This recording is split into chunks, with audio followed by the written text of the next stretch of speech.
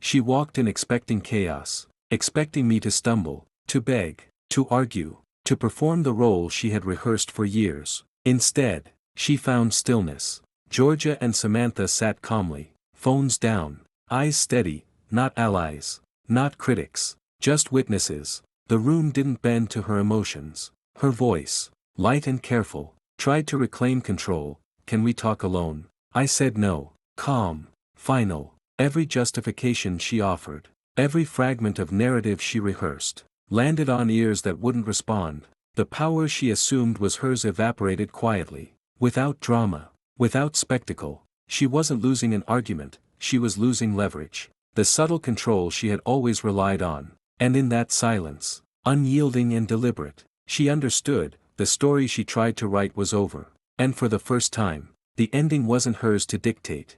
Most people believe the moments that break a marriage arrive with shouting, slammed doors, or explosive fights. But if you're honest with yourself, you know that the most dangerous moments are usually quiet, ordinary, almost forgettable ones, the kind that slip past your defenses before you realize what's happening. Like standing at the sink after dinner, loading the dishwasher while your mind is already moving on to tomorrow. That's exactly where I was when my wife walked into the kitchen and said she needed to talk. And something subtle in her voice made my body tense before my thoughts caught up. Because 7 years of marriage teaches you how to hear what isn't being said. Have you ever noticed how tone alone can flip a switch inside you? How one sentence can make you brace for impact even when nothing bad has technically been said yet? She didn't hover or pace or pretend everything was normal. She sat down at the table and waited. And that small detail told me this wasn't going to be a passing comment. I turned off the faucet and faced her, already preparing myself for a conversation I hadn't agreed to but somehow knew was coming. She said she needed to be honest with me, and honesty is supposed to feel grounding, reassuring. But in that moment it felt more like a warning sign you ignore right before things go wrong. Then she said a name I hadn't heard in years, a name tied to a chapter of her life I thought had closed long before I ever entered it. Her ex from college, the guy she dated before me, someone I'd never imagined would matter inside our marriage. When she said she'd been thinking about him a lot lately, not casually, not nostalgically, but seriously, I felt a strange calm settle in, the kind that shows up when something you never prepared for suddenly becomes real. If the person you trusted most told you they were emotionally somewhere else, would your instinct be to panic, to argue, to demand reassurance? Or would you do what I did and ask the simplest question possible? Not because it was easy, but because you needed clarity. I asked why she was telling me this now, and her answer made it clear this wasn't just a confession. It was a setup. She admitted they'd been talking again, that it started harmlessly, just catching up, just old memories, just friendly conversations, the kind of phrases people use when they want to minimize something that's already crossed a line. 3 months, she said, and suddenly every late night on her phone, every unexplained distance, every moment she pulled away when I touched her rearranged itself into a pattern I could no longer ignore. This is usually the point where people start bargaining with themselves, telling themselves it's not that bad yet, that nothing physical has happened, that it can still be fixed if they just try harder. But then she looked at me in a way that made my chest tighten, like she wasn't just sharing information, she was waiting for a reaction. Have you ever realized too late that a conversation wasn't about honesty at all, but about testing how much you tolerate? Because that's what this was, and I didn't fully understand it yet. But the next thing she was about to say wasn't going to be about guilt or boundaries or ending contact. It was going to be a demand. And the moment she made it, everything I thought I knew about my marriage was about to collapse. There's a moment after someone drops a truth on you where the words hang in the air and your mind starts racing to catch up, replaying what was just said, searching for an angle where it doesn't mean what it clearly means. And that's where I was standing when she looked at me and clarified that her feelings for her ex weren't vague or nostalgic. They were strong, present, and very much alive. Have you ever noticed how betrayal doesn't always arrive like a punch, but more like pressure, slowly tightening until you realize you can't breathe the same way anymore? She didn't cry or apologize or say she was confused. She spoke calmly, almost practically, like she was explaining a problem she expected us to solve together. And that's when she told me they'd been talking regularly for months. That what started as harmless messages had turned into something deeper, something emotional. Something she clearly felt entitled to explore while still calling me her husband. 3 months, she said again, and I could feel pieces clicking into place that I hadn't wanted to see before. The distance, the late nights, the way she'd been physically present but emotionally elsewhere, like she was already rehearsing a different life. This is the point where most people expect anger, raised voices, accusations, but what I felt instead was something colder and more dangerous. The realization that I wasn't just being betrayed, I was being evaluated. She leaned forward slightly, watching me, and asked if I understood how hard this was for her, how torn she felt. And then she said the sentence that changed everything, the one that crossed a line I didn't even know existed. She told me she wanted me to fight for her, not in the abstract, not by showing care or rebuilding trust, but by proving something. She said I needed to show her I could be better, that I needed to learn from him, from Trevor, because he had confidence, presence, a way of carrying himself that made her feel desired again. If the person you loved told you that you needed to become more like the person they were emotionally cheating on you with, what would that do to your sense of self in that moment? Because that's when I understood this wasn't about saving our marriage. It was about reshaping me into someone else so she wouldn't have to feel guilty about wanting him. She wasn't asking for reassurance. She was asking for a performance, an audition to keep a role I already had. I could hear how reasonable she thought she sounded, how generous she believed she was being by giving me a chance. And I realized something unsettling, that in her mind, I was already losing. She spoke about him openly now, his confidence, his energy, the way he made her feel alive, each comparison landing quietly but cutting deeper than shouting ever could. Have you ever had someone you trusted hold you up next to another person and make it clear you were coming up short, without ever saying the words directly? That's what this was. A slow erosion of respect disguised as honesty. And as she waited for my response, I felt something inside me settle into place. It wasn't anger or fear or desperation. It was clarity, because in that moment, standing in my own kitchen being compared to another man by my own wife, I realized that whatever answer I gave next wasn't just about her or him or even our marriage. It was about whether I was willing to shrink myself to keep someone who was already halfway gone. And once that realization hit, there was only one response I could give, even though I knew it was about to change everything. For a few seconds after she finished speaking, the kitchen went quiet in a way that felt heavier than any argument, and instead of rushing to fill the silence, I let it sit there between us, because I realized in that moment that anything I said too quickly would only confirm what she already believed about me. Have you ever noticed how people reveal their real expectations when they think you're about to beg? She watched my face carefully, waiting for anger, jealousy, reassurance, something reactive she could measure and respond to. And when none of it came, I saw the first flicker of uncertainty cross her expression. I didn't raise my voice or defend myself or ask follow-up questions about him, because I understood that engaging on her terms would mean accepting the role she'd already written for me. Instead, I said something simple, almost disappointing in its calm, that I wasn't interested in competing with another man for my own marriage. The words landed softly, but the effect was immediate. She straightened in her chair, like she'd misheard me, and asked what I meant. And that's when I told her I wasn't going to audition for a role I already had. That love wasn't something you ranked or tested or proved under threat. As I spoke, I could feel the dynamic shift, not dramatically, not all at once, but subtly, like weight redistributing on an unstable surface. She tried to reframe it, saying she just wanted honesty, growth, effort, but the more she talked, the clearer it became that what she wanted was leverage, and I wasn't giving it to her.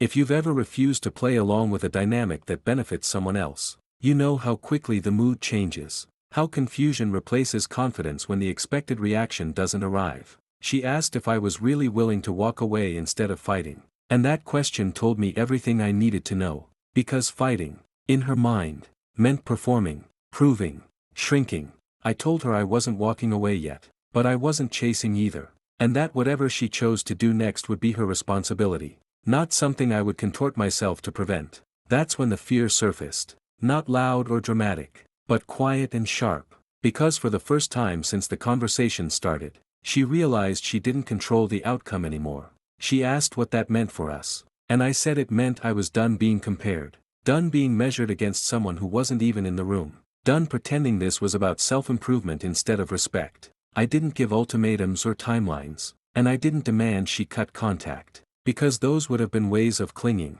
and I was done clinging. Have you ever watched someone realize they pushed too far only after you stopped pushing back? That's the moment we were in, and it was uncomfortable for both of us. She went quiet, not because she'd been convinced, but because the leverage she thought she had was gone. And as I turned back to the sink and restarted the dishwasher, I understood that this conversation hadn't fixed anything yet. It had simply changed the balance, and the consequences of that shift hadn't arrived, but they were coming. Because when you stop auditioning and step out of a role someone else wrote for you, the story doesn't end. It escalates. For a day or two after that conversation, things went strangely quiet, not the peaceful kind of quiet that comes from resolution, but the tense kind that feels staged, like someone is deciding their next move while pretending nothing has changed. She acted normal on the surface, asked about my day, made small talk, even laughed at things she would have ignored a week earlier. And that's how I knew this wasn't over. Because the sudden softness felt less like comfort and more like recalibration.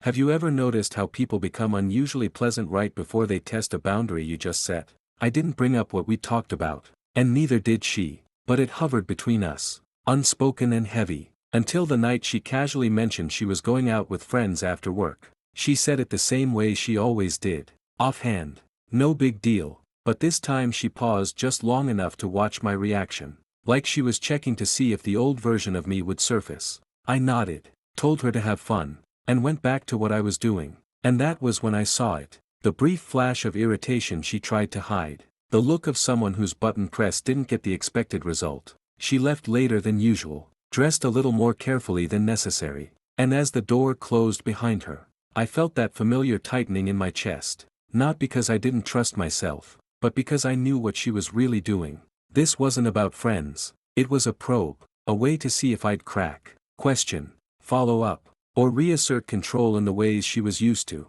Hours passed with no message, no update, no reassurance, and I could almost feel the test extending, stretching out to see how long it would take before silence became unbearable. If you've ever been in a situation where someone uses absence as leverage, you know how loud that silence can be. When she finally came home, it was late, later than she'd said, and she acted like nothing was off, moving through the house with exaggerated normalcy, like the night hadn't been designed to provoke anything at all. I didn't ask where she'd been or who she was with, and that's when the tension shifted, because indifference wasn't part of her script. She sat down across from me and asked if I was upset, and I told her honestly that I wasn't upset, but I was paying attention. The words landed harder than anger would have. Her expression tightened, and she asked what that was supposed to mean, and I said it meant I wasn't going to monitor or manage her choices for her, but I was also done pretending they didn't matter. That's when she pushed back, accusing me of pulling away, of acting distant, of punishing her by being calm, and that's when I realized something important, that my refusal to react had created a new problem for her. Have you ever had someone accuse you of being the issue simply because you stopped playing your assigned role? The conversation ended without resolution, but with something sharper in its place, an edge that hadn't been there before, because now it wasn't just about her feelings or my response anymore, it was about control, and she wasn't ready to give it up quietly. The shift didn't come with shouting or drama, it came through something smaller and far more damaging, the kind of detail you can't unknow once you see it. It was late, quiet, the house settled into that uneasy normal that had become familiar. When her phone lit up on the counter while she was in the shower, the screen glowing just long enough for a name to appear that didn't belong in our life together anymore. Trevor. Not hidden, not saved under something vague, not treated like a mistake that needed disguising, just there, unapologetic and present, like he'd earned his place. I didn't pick up the phone or scroll or search, because I didn't need to. The message preview was enough, a casual question about whether she'd made it home okay, followed by something that landed heavier than any explicit confession ever could. A line that assumed intimacy, continuity, and access. That was the moment the story stopped being about interpretation and became about reality. Until then, there had been room for explanations, for nuance, for benefit of the doubt, but standing there in my own kitchen, watching that screen go dark again, I understood that whatever line she thought she hadn't crossed had already disappeared behind her. When she came back into the room, towel over her shoulder, relaxed and unaware, I could see it clearly now, the split between how she saw herself and what she was actively doing. I told her we needed to talk again, and this time she didn't sit down immediately. She hesitated, like she sensed the tone had changed, and when I said his name out loud, the air shifted instantly. She asked what I meant, too quickly, already preparing a version of events, and I told her I'd seen the message. Not accusing, not emotional, just factual. The denial came first, instinctive and clumsy, followed by minimization, then irritation, and finally something close to resentment, as if I'd violated an unspoken agreement by noticing. She said it wasn't what it looked like, that they were just checking in on each other, that I was reading too much into it, but none of it landed, because the problem wasn't the message itself anymore, it was the comfort behind it, the assumption, the ease. I told her this wasn't about jealousy or control or boundaries to negotiate, it was about honesty, and the fact that she'd continued exactly as she was even after seeing I wouldn't compete told me everything I needed to know. That's when the conversation turned sharp, not loud, but edged. Because for the first time she realized I wasn't reacting emotionally or asking for reassurance. I was drawing a line without announcing it. She asked what I was saying, what I wanted, where this left us, and I told her calmly that I wasn't going to stay in a marriage where a third person felt entitled to her attention. I didn't demand she choose on the spot, and I didn't threaten to leave, because I didn't need to. The choice had already been exposed. The room went quiet again, but this time it wasn't strategic or controlled. It was heavy with consequence, because once plausible deniability dies, everything that follows becomes deliberate, and whatever happened next would no longer be an accident. The real escalation didn't come from another message or another argument. It came the morning after, when I realized the consequences of what she'd done weren't staying contained inside our house anymore. I was halfway through my day when my phone buzzed with a text from her sister, short and oddly formal, asking if everything was okay between us. And that was the moment my stomach dropped, because concern doesn't travel that fast unless a version of the story has already been told. Have you ever known something was being discussed about you somewhere else before anyone bothered to tell you directly? I didn't reply right away, because I understood what this meant, that she hadn't just crossed a line privately, she'd started shaping the narrative publicly, deciding how this would look before the truth had a chance to exist. When I got home that evening, she was already there, sitting at the table again. But this time she wasn't calm or pleasant. She was defensive, sharp around the edges, like someone who'd been rehearsing. She told me her sister had reached out because she was worried, and when I asked what she'd been told, she hesitated just long enough to confirm my suspicion. She said she'd told her we were having issues, that I'd become distant, cold, hard to talk to, and that she didn't know how to reach me anymore. Not a lie exactly, but a selective truth arranged to make her look patient and me look unpredictable. I could feel the shift immediately, because now it wasn't just us in the room, it was an invisible audience forming outside it. I asked if she'd mentioned Trevor, and her silence answered that question for me. She accused me of overreacting again, of turning everything into a standoff, of forcing her to explain herself to people who cared about her. And that's when I realized she wasn't just defending herself, she was recruiting. This wasn't about resolution anymore, it was about positioning, about ensuring that if this ended badly, she wouldn't be the one blamed. If you've ever watched someone move the conflict into public space, you know how much more dangerous it becomes, because now every decision has witnesses. I told her calmly that bringing other people into this before being honest with me wasn't concern, it was strategy, and that landed hard enough to make her flinch. She said she needed support, that she felt attacked, isolated, misunderstood, and for a moment I almost believed her, because the language was convincing and familiar. But then I saw what mattered more, that she hadn't told anyone the one detail that changed everything. I told her I wasn't going to defend myself against a story she'd chosen to tell without me, but I also wasn't going to quietly accept being cast as the problem.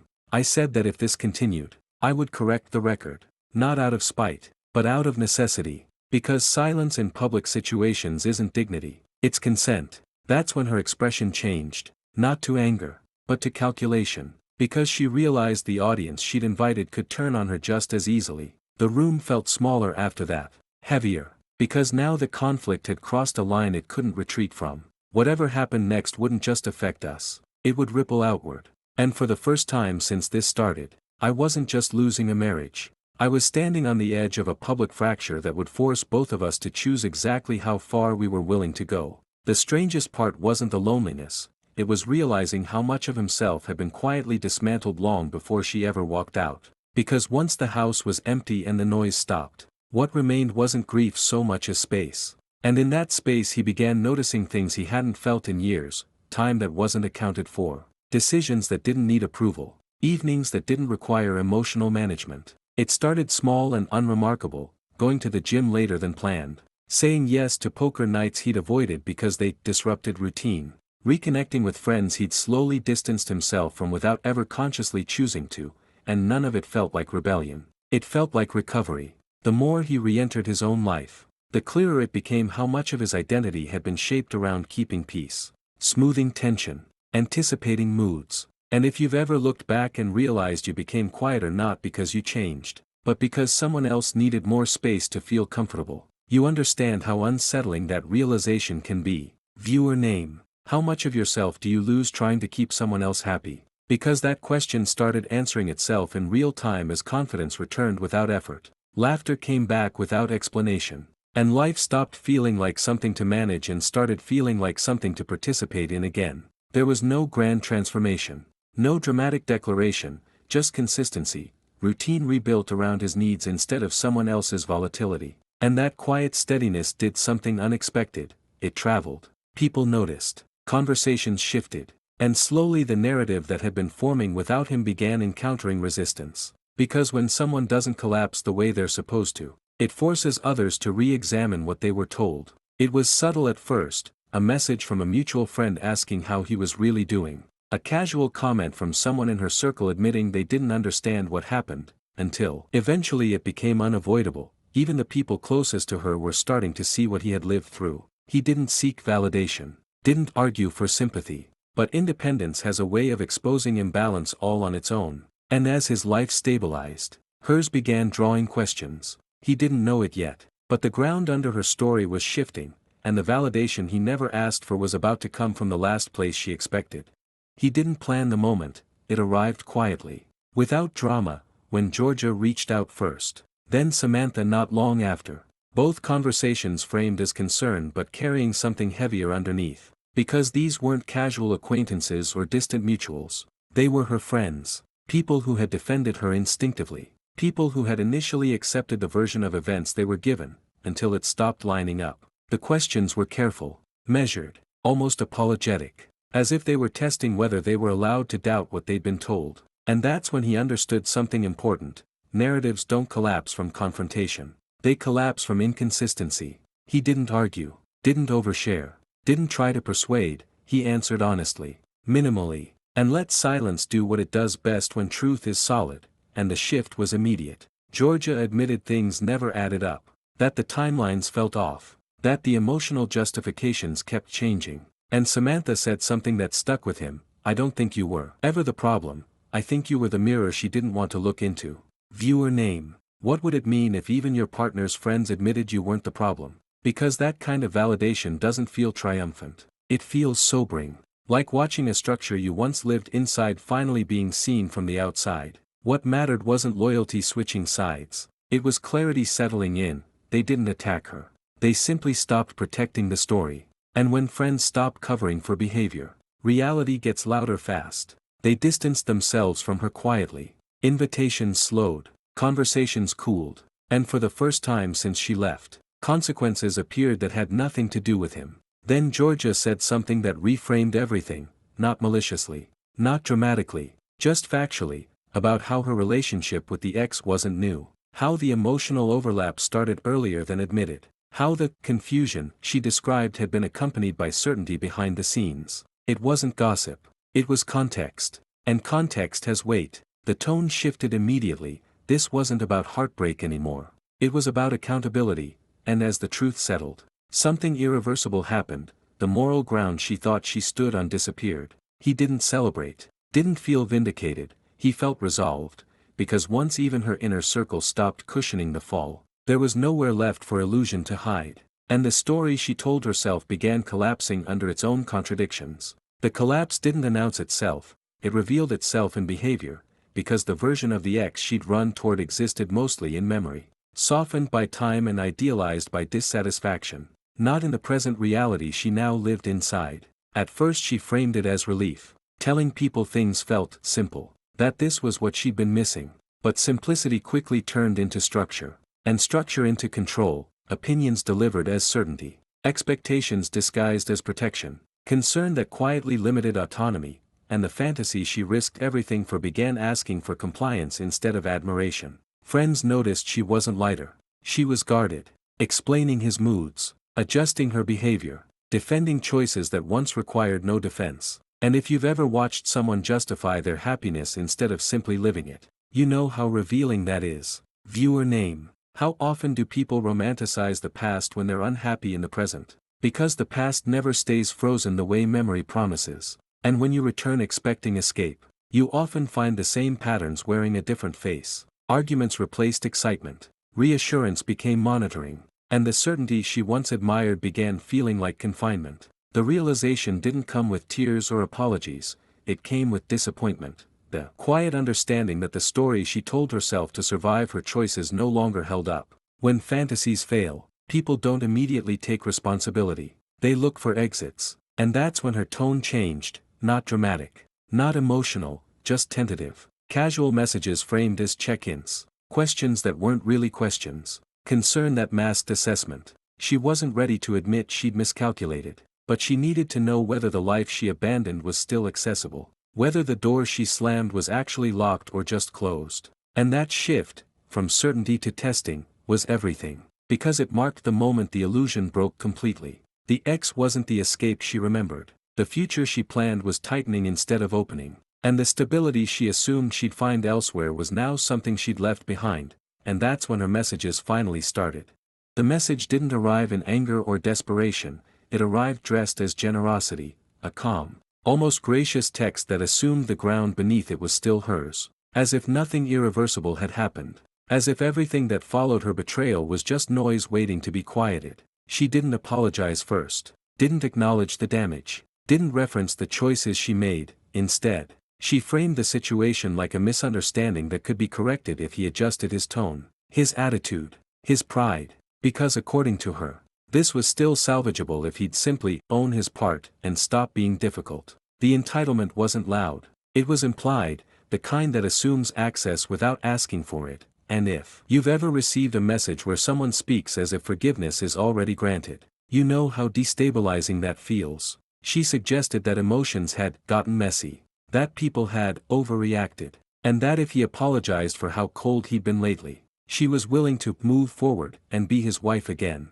as if loyalty were a reward she could still bestow. Viewer name. If someone betrayed you and still expected you to apologize, how would you respond? Because that question landed harder than the message itself, revealing something deeper than manipulation, a refusal to accept consequence. In her mind, the problem wasn't the cheating, the lies, or the public fracture, it was his refusal to fall back into the role she'd assigned him, the one where he absorbed damage quietly so life could return to comfort. She spoke as though reconciliation was a favor she was offering, not a repair she needed to earn. And that's when it became clear this wasn't about regret, it was about control reasserting itself in a new form. The language was polished, reasonable on the surface, but beneath it sat the same assumption that had driven everything before, that his dignity was negotiable. That time erased harm.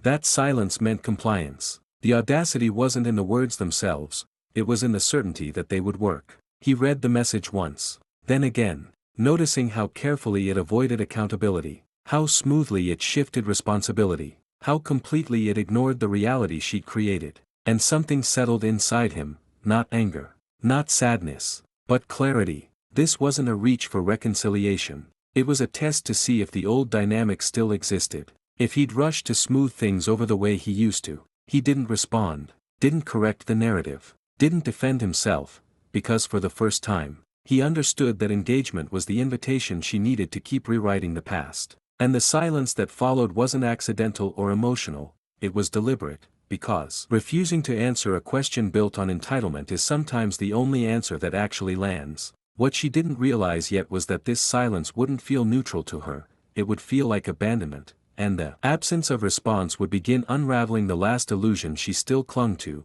that she was the one deciding how this story ended. The silence wasn't meant to punish her, but that's how it landed, because once the text went unanswered, the tone shifted almost immediately, like someone realizing too late that the lever they were pulling wasn't connected to anything anymore. The first follow-up came framed as concern. asking if he was okay. Then another clarifying she didn't mean to upset him. Then a longer message explaining what she really meant. As if clarity could replace consent. And that's when it became obvious that silence wasn't being interpreted as strength or maturity, it was being experienced as loss of control. Messages began stacking instead of spacing out. Reassurance requests disguised as logistics. Emotional temperature rising with every unanswered line. And if you've ever watched someone unravel not because they were attacked but because they were ignored, you understand how destabilizing that can be. Viewer name. Why does silence hurt more than arguments? Because arguments still confirm relevance, still prove access,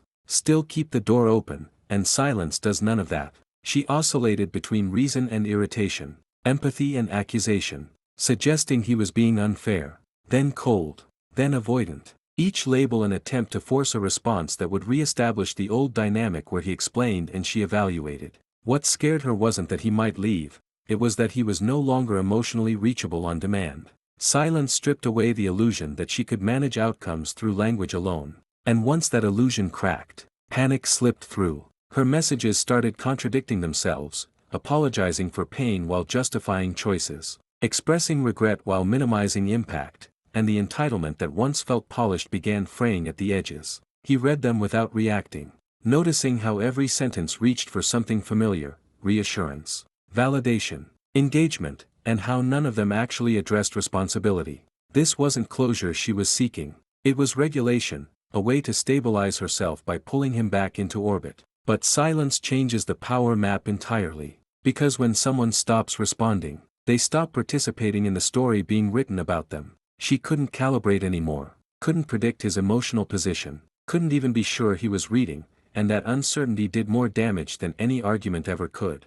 The escalation was subtle at first but undeniable: longer texts, sharper edges, questions turning into accusations, and still nothing came back. What she didn't understand yet was that silence wasn't withdrawal. It was a boundary she could no longer step over with words. And once she realized language wasn't enough to pull him back into role, the next move became inevitable, because when emotional access is denied, people don't always retreat, sometimes they show up.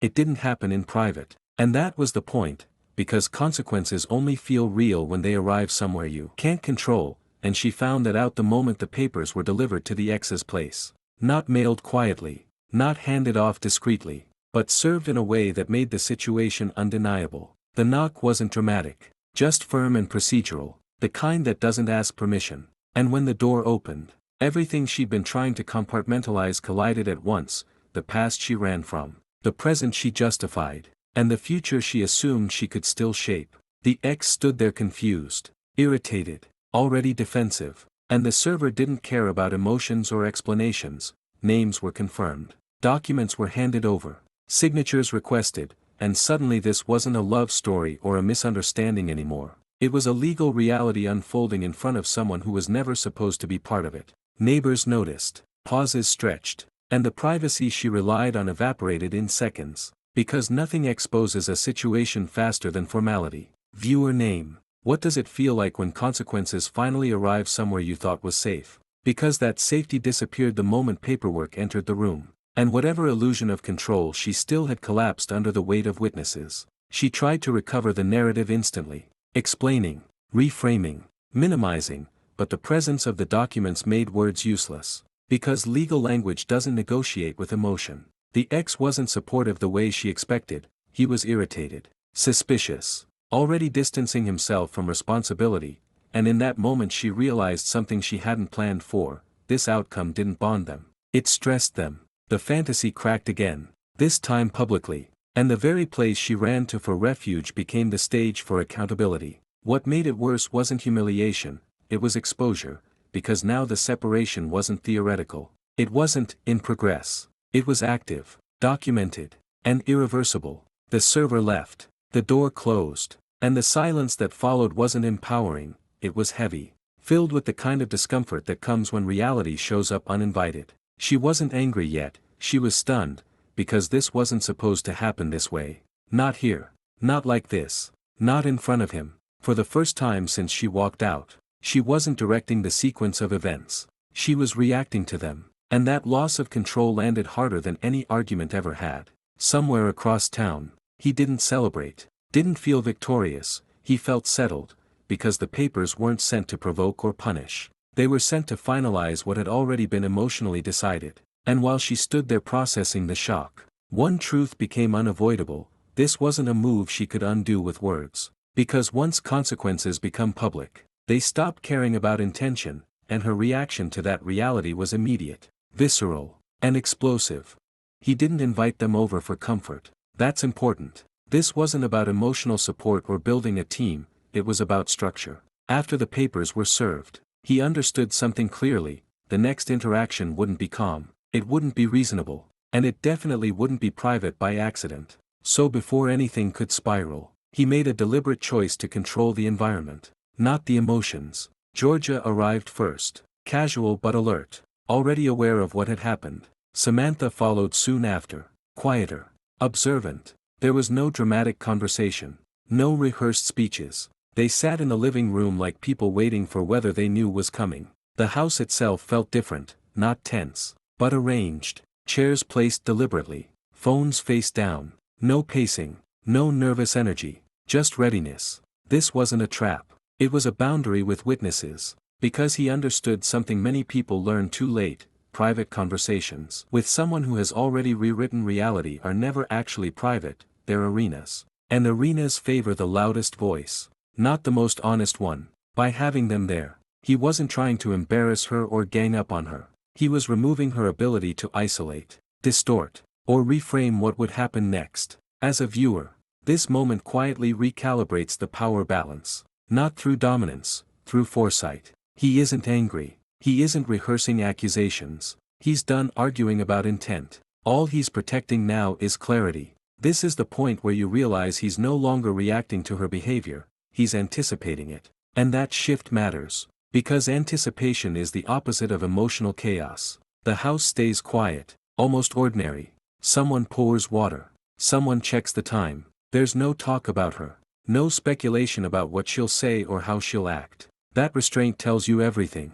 They aren't here to confront her, they're here to witness reality. Viewer name point: have you ever noticed how situations only turn complicated when there are no witnesses? That question hangs in the air because the answer is uncomfortable. Most manipulation depends on privacy. Most emotional reversals require isolation. This setup removes both. When the doorbell finally rings, there's no jump, no collective inhale, just a pause. He stands, calm, grounded, already accepting that whatever happens next will happen in front of people who know the truth. And that's the real shift in this module. Not the doorbell itself, but the fact that he isn't hoping for anything from it. He's not hoping she apologizes. He's not hoping she breaks down. He's not hoping for closure. He's prepared for volatility, not reconciliation. As a viewer, that's when you understand, this meeting isn't about fixing the past, it's about preventing it from being rewritten. He reaches the door, hand steady on the handle, no speech prepared, no warning given. The door opens, and everything she thought she still controlled is about to collapse in real time. She walked in expecting chaos, raised voices, pleading, maybe the familiar rhythm where she could take control just by filling the space with emotion. Instead, she stopped short. Georgia was already seated. Samantha too, calm, comfortable, phones down, no tension in the room, just presence. For a second, her face didn't register anger or confidence, but confusion, the kind that comes when a script collapses mid-scene. She glanced at me, then back at them, as if waiting for someone to explain why this wasn't private, why this wasn't negotiable, why the room didn't rearrange itself around her emotions. I didn't stand up. I didn't introduce anyone.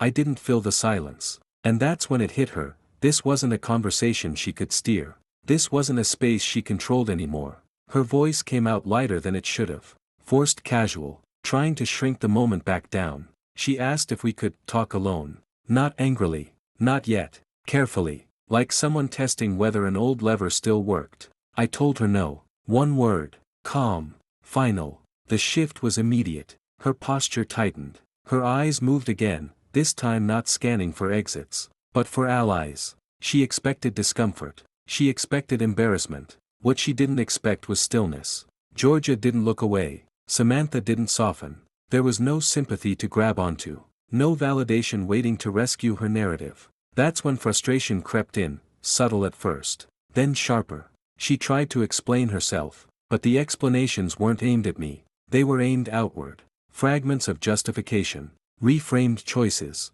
selective context, the version she'd been rehearsing for people who weren't in the room. But this room already knew. The power drained quietly, not through confrontation, but through irrelevance. Every sentence she offered landed and stopped. No reactions, no interruptions, no emotional reward. She wasn't being attacked, she was being witnessed. And that's when the shock fully settled in.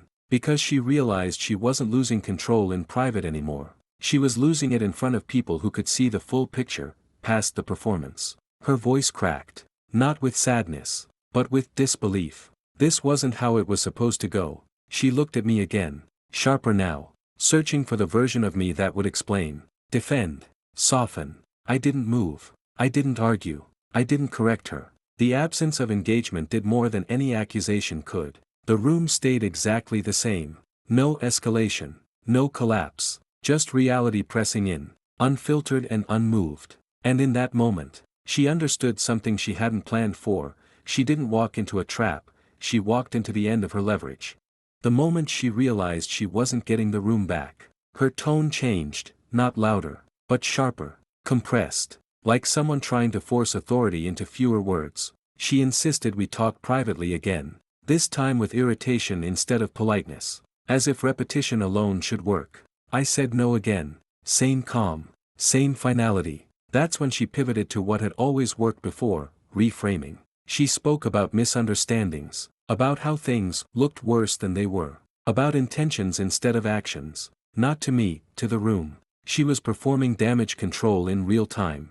Georgia didn't interrupt. Samantha didn't react. They listened the way people do when they're already done deciding. That silence hit harder than disagreement ever could. She tried another angle, responsibility without accountability. Words like mistakes, confusion, being overwhelmed.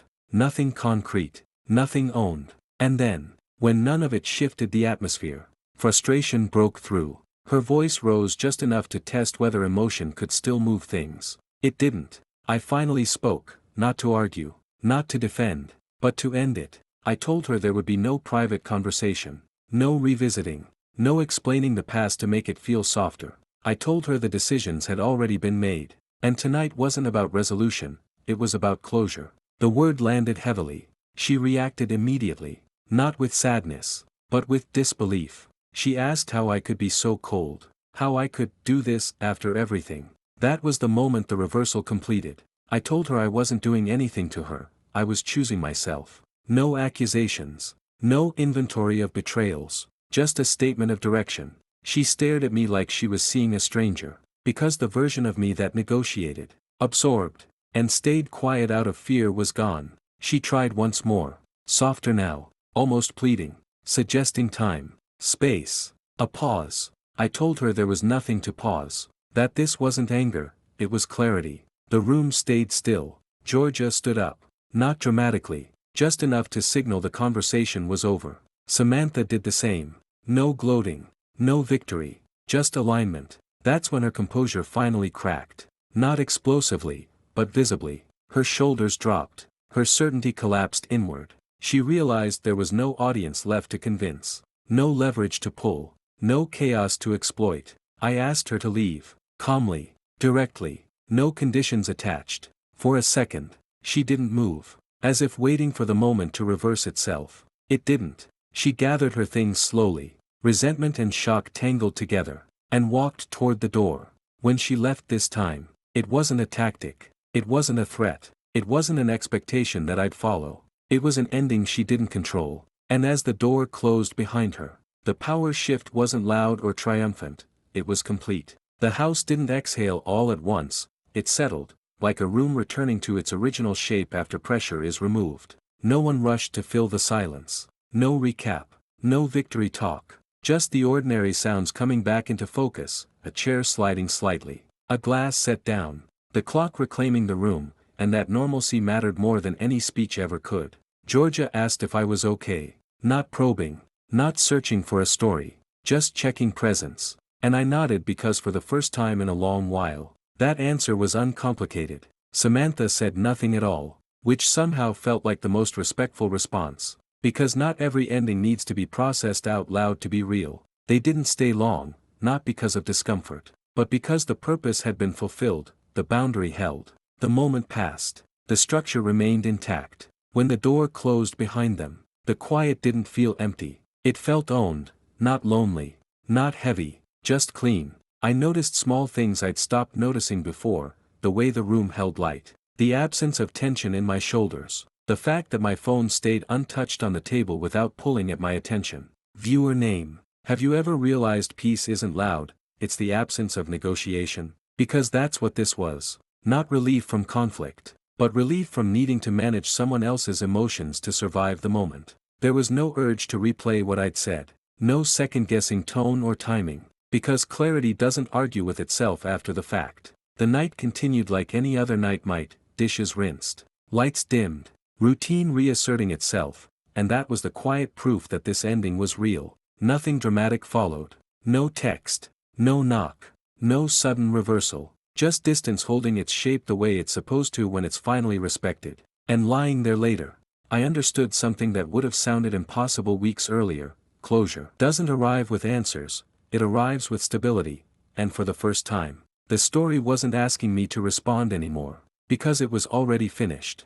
The email didn't arrive angry or dramatic, it arrived careful, measured, almost gentle, the kind of message that wants credit simply for existing. And as I read it, what stood out wasn't the apology itself, but how much work it was asking me to do after everything had already ended. She wrote about reflection, about mistakes, about how time had given her clarity, and she didn't deny what she'd done, but she softened it, wrapped it in context and vulnerability, as if understanding was supposed to function as erasure. And this is the moment where a lot of people break. Because apologies like this don't come with chaos. They come with nostalgia, with familiarity, with a quiet pullback towards something that once felt safe.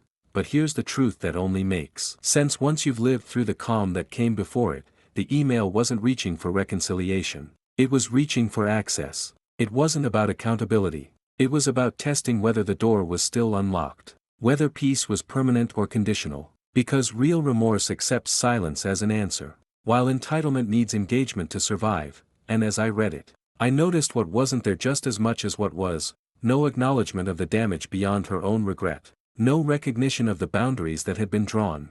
No space given for the fact that I had already moved on internally. It still centered her timing, her clarity, her growth, and that's when it became clear that responding wouldn't bring closure. It would reopen negotiation. And negotiation is just chaos wearing a softer voice. There was a version of me, months ago, who would have answered out of politeness, out of hope, out of the belief that endings had to be mutual to be valid, but that version of me lived in constant tension, always bracing, always explaining, and the man reading that email wasn't angry or tempted or confused. He was calm, and calm has a way of clarifying what's actually being asked of you. So I closed the message, not dramatically, not ceremoniously, just decisively. Because peace doesn't need a final conversation to be real, and distance doesn't need justification once boundaries are established. And if you've ever wondered whether every apology deserves a response, this is the answer most people don't want to hear. Some apologies are for the person offering them, not the person receiving them. And responding only teaches them that access is still available. The door didn't slam, it didn't creak open, it simply stayed closed. And that was the first ending in this entire story that didn't require effort, explanation, or emotional cost, just distance, chosen on purpose.